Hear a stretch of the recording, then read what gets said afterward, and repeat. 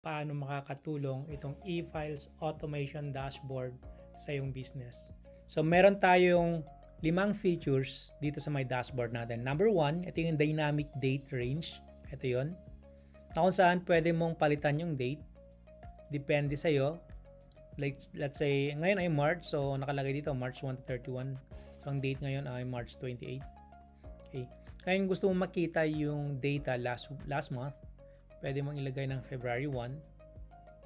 Then kung gusto mong makita yung data ng January, pwede mong ilagay ng January. Or pwede mong ilagay ng January to February or month of January lang. So kahit yung last year, pwede yan. So balik natin sa may March 1 to March 31. Yan. So napaka-importante ito kasi hindi mo na kailangang i-manual na hanapin yung mga data from previous months. Pero dito, 2 click mo lang, kita mo na agad yung data. Okay? So yung pangalawa, 5-day gross sales analyzer. Ito, sobrang importante ito sa atin. Kasi kung ayaw mo na paabutin pa ng katapusan yung pagbabasa mo ng data, dapat araw-araw binabasa mo yung data mo. Kasi kapag mababa yung sales mo ngayon, tapos sales mo kahapon, tapos sales mo ng isang araw, hindi mo na dapat pinapaabot yon ng katapusan. Hindi mo na dapat pinapatapos yon ng isang buwan. Or else, sobrang laki na nang mawawala sa iyo. Tulad nito, itong 5 days gross sale analyzer natin. So last Monday, ang sale mo ay 963,000. Sumunod, 747. So dito pa lang, hinahanapan mo na ng solusyon. Inaalam mo na yung possible reasons kung bakit bumagsak yung sales. Hindi mo na dapat pinapaabot ng Wednesday. Kasi imagine mo, 747,000 galing sa 963, ilan 100,000 yan. Kung pinaabot mo pa ng Wednesday, mas malaki pa yung loss mo. Pag pinaabot mo ulit ng Thursday, sobra na yan. Pag inaabot mo pa ng 5 days, grabe, laki na nang nawala sa'yo. Kaya dito pa lang sa second day, ginagawan mo ng paraan. Dito sa graph na to, kung makikita mo pababa, from last 4 days, pababa. Okay? So imagine mo, no? Ilang 100,000 na kaya nawala sa'yo. Laki na. That's more or less 500,000 na. Ito pa nga lang, oh. Nasa 200,000 na to. Yung ito. So nasa 500,000 na to. Okay? Itong dalawa na to. Ito. So mahigit 1 million pala yung loss nito. Okay, so pag pinaabot mo ng 5 days, ito yung data mo, mahigit 1 million agad yung nawawala sa iyo. Kaya importante ito kasi na-analyze mo yung trend kung pataas o pababa. So dapat hindi tayo pababa. Dapat sa second day pa lang ginagawan mo ng paraan. Okay, yung next, yung sales scoreboard. So ito. So ito 'yon. So dito makikita mo dito yung mga staff mo, yung performance nila. So, ang goal ay 800,000. So, ang goal, ikaw bahala maglagay kung magkano yung goal ng bawat agent. So, dito yan nilalagay sa data validation. So, ikaw bahala. Lagay mo dyan 100,000. Yan. So, pagdating dito sa my dashboard, 100,000 yan. So, nag-green na siya. So, balik natin. 800. Okay. Yan. So dito, makikita mo dito kung magkano yung sales ng staff mo. Makikita mo kung sino yung top performing agent mo. Para alam mo kung sino yung ipopromote. Para alam mo kung sino yung kakausapin mo na pwedeng maging team lead.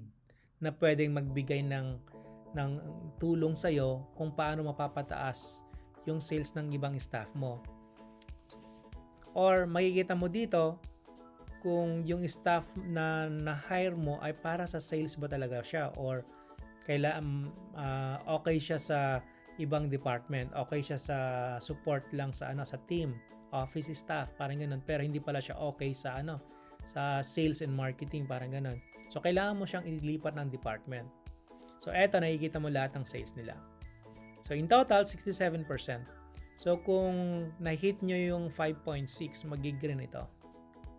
At merong isa dito na green. So magtataka ka, bakit si Joseph na-hit niya yung 100%? 137 pa nga. Bakit yung iba hindi? So, anong meron kay Joseph? Anong meron kay Drex? Kasi si Drex 98% lang eh. Anong meron sa dalawang to na wala sa iba?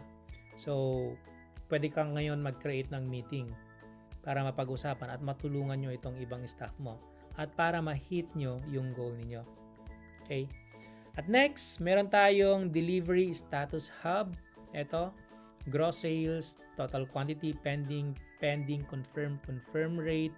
So, ito, sobrang napaka-importante to kasi na-experience ko dito yung ang laki naman ng sales, pero at the end of the day, bakit kapiranggot lang yung pumapasok sa aking bank account?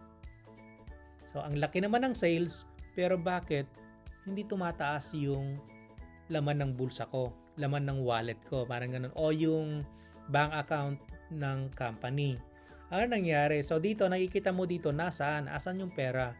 So, from 3.7, ang delivered lang 1.5. So, sabihin na natin, ito pumasok sa bank account. Bakit 1.5? Samantalang 3.7, almost 4M. So, dito makikita mo, nasa confirm pala. Malamang, yung staff mo, hindi nila, nakalimutan nilang magbago ng status. Ito. So, ito, in transit, ang date niya ay March 28. Okay, March 28 naman. Okay, sa pinakababa, check natin. So, ito, out of delivery yan. Tapos, ang date ay February 12. So, magtataka ka ngayon. Bakit out of delivery pa lang? Magto 2 months na. So, i-check nyo ngayon. So, babalikan nyo yung sales staff mo. I-double check nyo to. Kailangan nyo i-double check kasi pag hindi naka-delivered yan, ibig sabihin, hindi yan maka-count as delivered. Base dito sa may natin, kasi dito sa may natin, dito sa yung kita ninyo ay nakabase dito sa delivered. Kasi hindi natin pwede i-count yung gross sales kasi yung iba dyan mapupunta sa lost, mapupunta sa RTS, mapupunta sa problematic, parang ganun. So, ang kinakount lang natin ito. Kaya dapat yung mga staff mo at least weekly nag-update sila ng delivery status.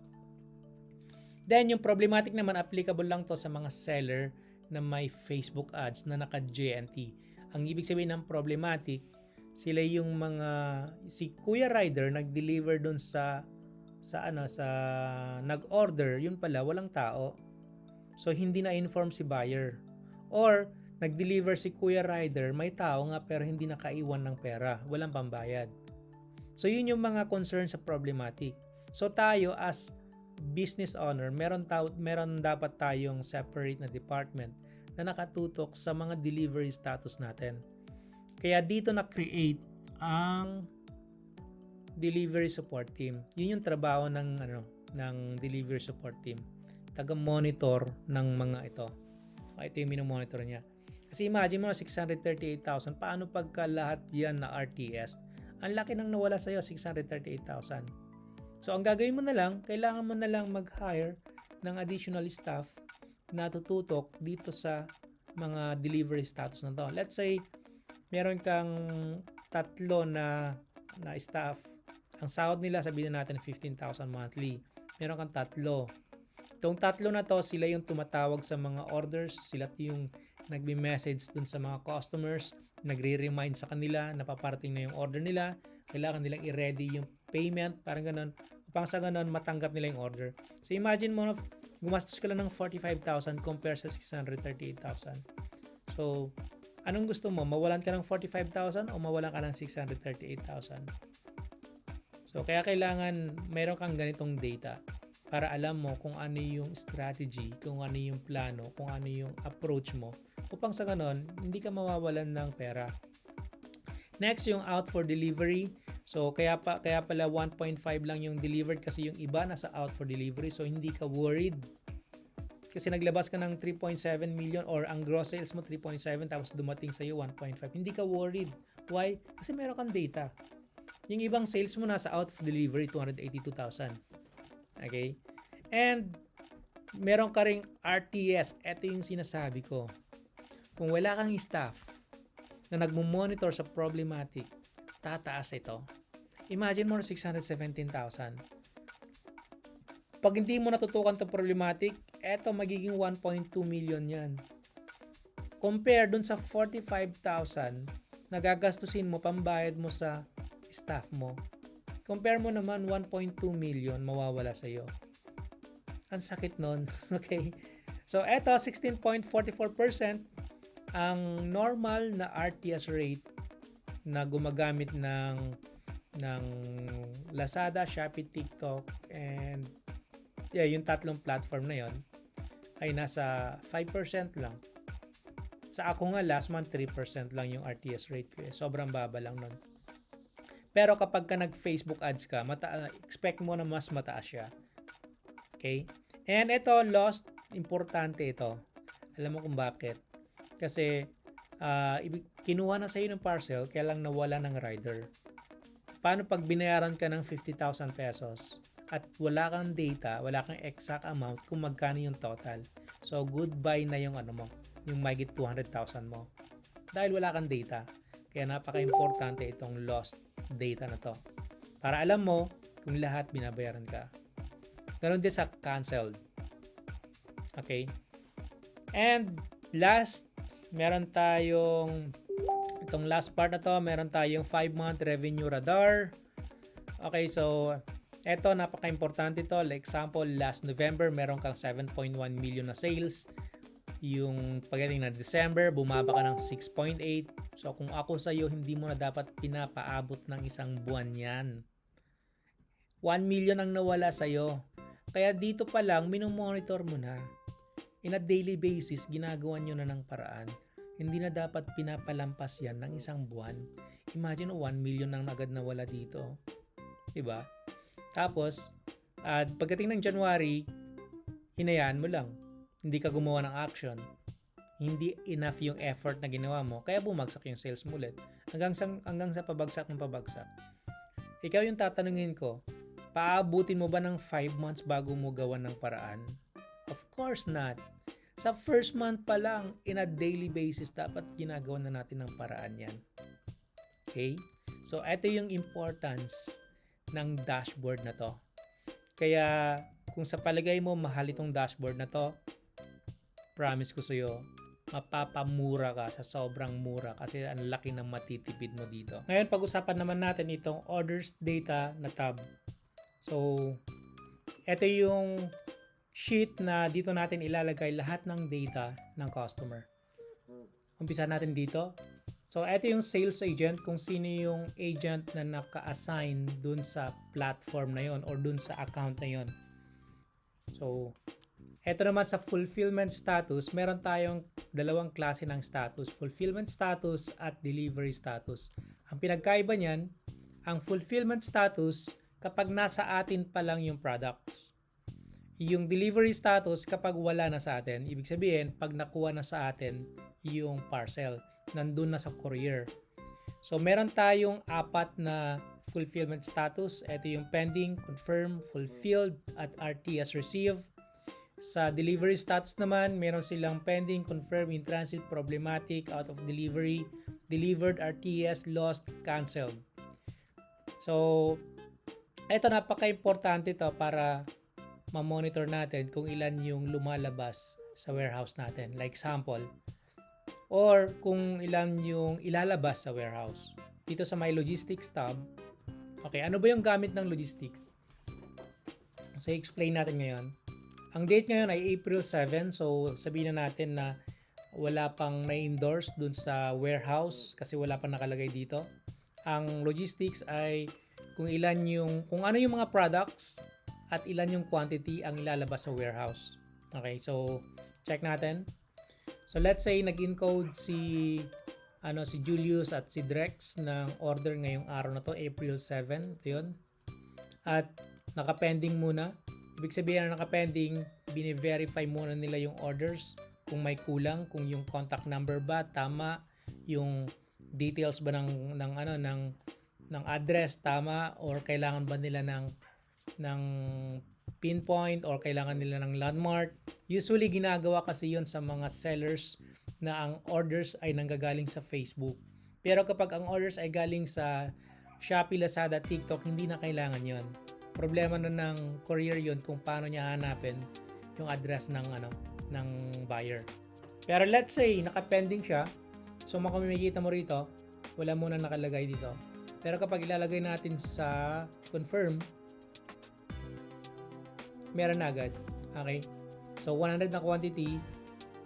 So confirm, alkaline C yung order, 100 na quantity, yun ang ilalabas sa warehouse. So hindi mo na kailangang mag-actual na count kung ilan yung alkaline C na ilalabas. Or kasi kung minsan ginagawa natin dati, inaalam natin kung ano yung mga product na ilalabas sa warehouse. So isang reduce, may 100 na reduce, merong reduce kids na isa, may healthy glow na isa. So yun ang tina-type natin at sinasabi natin sa warehouse man kung ilan yung ilalabas niya. Pero dito naka-automate na. So let's say lahat ng ito ay na-confirm na. So pagdating dito, ayan na yun. Magic, diba? So ang ilalabas niyang ng warehouse man ay 101 na reduce plus, isang reduce kids, and 3 shampoo, 2 filter, 2 knife. So automatic na yan. So eto na mismo yung i-endorse mo sa warehouse man ninyo. At eto na yung ilalabas niya. So hindi nyo na kailangan maglista ng mga product at yung mga quantity kasi naka-automate na yan. Okay? Pagdating sa free na version, wala po yan. Pero pwede ko kayo bigyan ng logistics na tab, pero may condition yun. Meron lang akong ipapagawa sa inyo na napakasimple lang. Then pag nagawa nyo yun, and pwede ko na kayong dagdagan ng logistics na tab. Okay? So meron tayong platform, dito nyo ilalagay kung ano yung platform. Galing ba yan sa Suki, galing ba yan sa Shopee, galing ba yan sa Lazada, Facebook, TikTok. Lagay nyo dito yung date. Take note yung format ng date. Hindi pwedeng 7 April 2025, hindi pwede yon. Hindi pwedeng 2025 April 7, hindi pwede yon. So dapat ganito yung format para tama yung para ito kasi magbabato kasi itong data na to dun sa mga ibang natin, like example sa dashboard ito.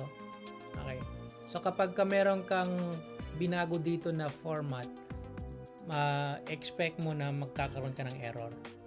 Okay, yung account, so pangalan ba ng shop name ay Glow Up, Shopee, click 1, so yan yun.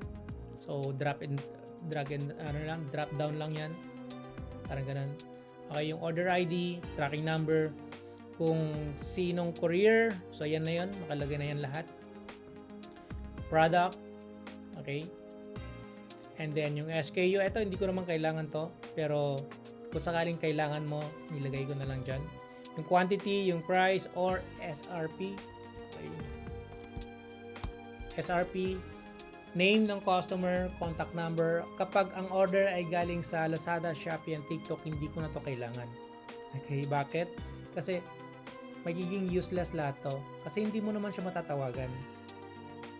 Kasi hindi naman binibigay ng Shopee, Lazada, TikTok yung complete address o complete contact number. Kapag Facebook, galing yung yung orders, nilalagay ko talaga yung complete name at contact number. Okay? Kaya i-hide na lang natin to. Hide. Okay. Yung shipping fee, eto, ilagay ko na 0 kasi pagdating sa Shopee, Lazada, and TikTok, hindi kami nagbibigay ng discount sa shipping fee. So, lahat ng shipping fee namin, si customer yung nagbabayad. Pero kung sakaling meron kang promo, meron kang campaign na portion ng shipping fee ay ikaw yung mag-shoulder, yun ang ilalagay mo dito. Like example, ang total shipping fee ay 100 pero ang babayaran mo sa shipping fee ay 30 pesos. Lagay mo rito 30 pesos. Yung 70, si customer yung magbabayad. So, any amount na ikaw yung magbabayad, ilagay mo dito. Pero kapag si customer ang magbabayad ng shipping fee or yung platform ang magbabayad ng shipping fee, huwag mong ilalagay dito. Kasi hindi naman siya part ng expenses. Magiging part ng expenses yon kapag ikaw yung nagbayad ng shipping fee. Okay? So, dito ilalagay mo dito yung delivery status. So, ang ginagawa kasi namin, weekly nag-update kami ng delivery status. So, yan. And dito sa my right side, eto, hindi mo pwedeng i-edit ito. Kasi eto kasi nakakonect siya sa dashboard. So, kung ano yung date na niligay mo dito, yun din yung date na mapupunta rito. So, eto, hindi mo pwedeng i-edit yan. Ganyan lang talaga yan. Okay? And then, automatic na rin na mag-update to. Kung ilan, magkano yung pending, magkano yung confirm, base dun sa date na to. Ilan yung quantity, sales agent, kung magkano yung sales ni Drex, ni Mark, Lenny, and so on. And anong platform o anong account, magkano yung sales mo sa Glow Up, sa Shopee, sa Click One, One Stop Shop, Healthy Options. Then magkano ang sales per product, quantity. Then yun na yun. Okay. Meron pa ba tayong hindi na-discuss? I think tapos na tayo. Okay. So kung meron kayong questions, kung meron kayong clarifications, i-message nyo lang ako sa aming Facebook page dahil meron tayong mga automation expert na pwedeng sumagot ng mga concerns nyo. Okay, salamat and God bless.